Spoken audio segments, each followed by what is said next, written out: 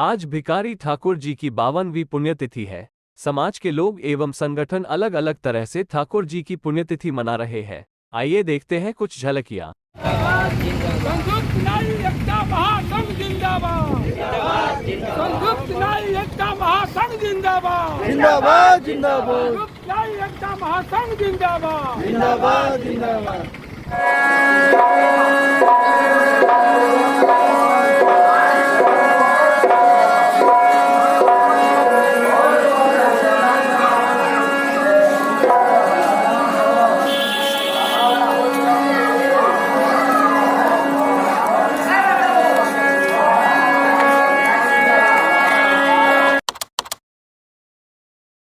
आइए और जानते हैं भिखारी ठाकुर जी के विषय में। शीर्षक 52वीं पुण्यतिथि पर याद किए गए भिखारी ठाकुर। महान भोजपुरी कवि, नाटककार, गीतकार, अभिनेता, लोक नर्तक और लोक गायक भिखारी ठाकुर को आज उनकी 52वीं पुण्यतिथि पर याद किया जा रहा है।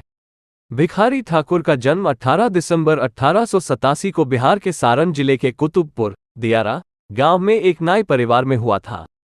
उनके पिताजी का नाम दल सिंगार ठाकुर व माताजी का नाम शिवकली देवी था।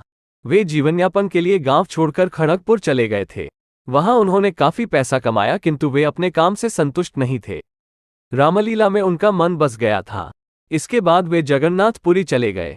उन्हें भोजपुरी भाषा के सबसे महान लेखकों में से एक और पूर्वांचल और बिहार के सबसे लोकप्रिय लोक लेखक के रूप में माना जाता है।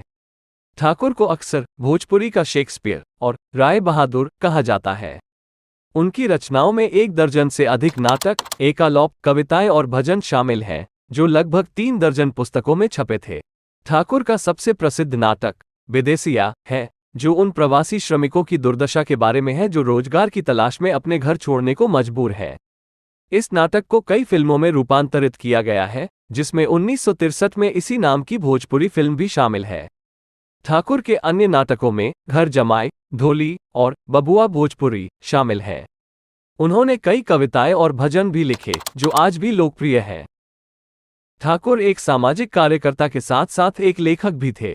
वो बाल विवाह, दहेज और कन्या भ्रूण हत्या जैसी सामाजिक बुराइयों के मुखर आलोचक थे। उन्होंने महिलाओं और गरीबों के अधिकारों के लिए भी अभियान चलाया। ठाकुर को भोजपुरी साहित्य और संस्कृति में उनके योगदान के लिए 1966 में पद्मश्री से सम्मानित किया गया था। 10 जुलाई 1971 को 83 वर्ष की आयु में उनका निधन हो गया। उनकी मृत्यु पर पूरे बिहार और उत्तर प्रदेश में लोगों ने शोक व्यक्त किया। ठाकुर की विरासत उनके कार्यों में जीवित है, जिनका प्रदर्शन और आनंद दुनिया भर के लोगों द्वारा जारी है।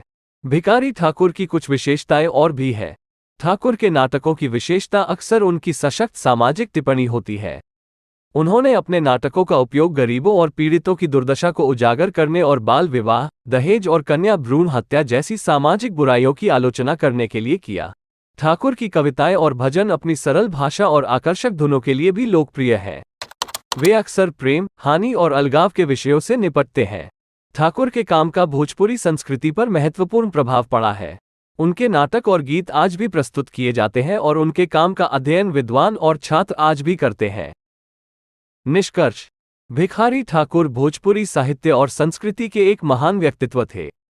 उनके काम का दुनिया भर के लोग आनंद ले रहे हैं और उनकी विरासत आने वाले कई वर्षों तक जीवित रहेगी। ये जानकारी कैसे लगी हमें कमेंट बॉक्स में जरूर बताएं एवं हो सके तो चैनल को सब्सक्राइब करें। धन्यवाद।